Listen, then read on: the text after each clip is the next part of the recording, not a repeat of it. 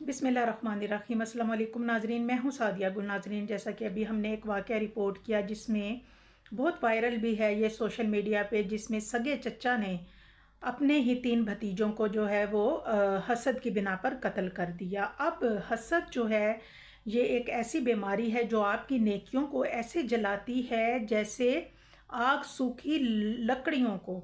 अब एक हमारा जो नसीब है वो रब ने लिखा है। जब आप किसी से हसद करते हैं तो समझें आप अपने रब की तकसीम से इख्तलाफ करते हैं।